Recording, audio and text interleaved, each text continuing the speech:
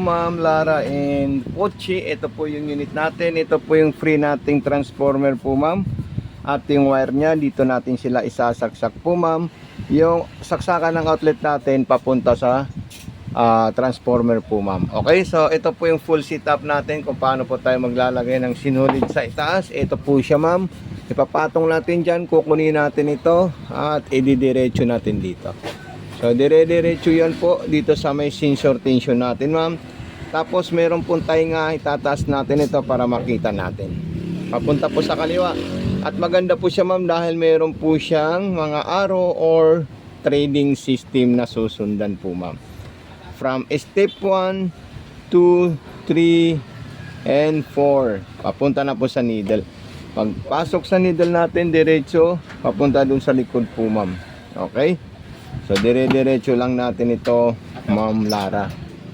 Ayan. Okay, ayan po siya, ma'am, ha? Ayan, at kung meron po kayong katanungan, huwag po kayong mahihiya mag-message sa atin. Yung sa ilalim naman po, i-slide lang natin ito. Ayan. Tapos, ito po yung bobbing natin. Wala na po tayong bobbing na iba. Ito lang po siya. At ilalagay natin. So, pwede natin tingnan yung indicator na sa gilid para makita nyo po siya, ma'am. Ganyan. Then, ipitin natin ito para makain niya po yung sinulid natin, ma'am. Okay. So, ayan. Kapag naano po natin yan at wag natin ito, ma'am, ikutin itong selector. Ito siya. Kapag yung karayom nasa ilalim, dapat always nakaangat po siya, ma'am. Okay po, Ma'am Lara. So, ito po yung mga pattern ng ating unit. May mga letra na straight line papunta sa letter L na zigzagger. Ayan. So, masinsin na masinsin po yan, ma'am. So, pwede natin siya ilagay sa, itaas muna natin yung karayom natin, sa malalayong agwat.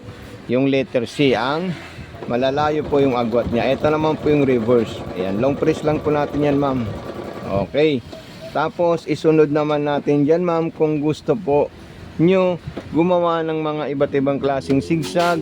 Ayan, so marami po kayong pagpipilian na zigzag po, Ma'am Lara. Ayan, no? Napaka-solid at napakaganda ng ating sewing machine po, Ma'am Lara. Then, yung mga aging niya, mga iba't ibang klaseng design, so nandito na po siya lahat at itatapat nyo lang po, ma'am. So, ayan po, ma'am, yung pang-aging letter H na design. So, napaka-solid po yan, ma'am, at napakaganda. At ito pa yung isa sa pinakamaganda pang design ng ating unit, yung letter G at saka letter L. Napaka-solid po yan, ma'am. At napakasarap gamitin itong unit natin, ma'am, Lara and Pochi. So, ilalagay natin ito sa stitches length ng ating letter L. Ayan, no? Parang flower po siya na nakatayo po, ma'am. At napakaganda tingnan. Solid na solid po ito, ma'am, Lara and Pochi. So, thank you so much. God bless and more power po, ma'am, Lara and Pochi. Bye po, ma'am.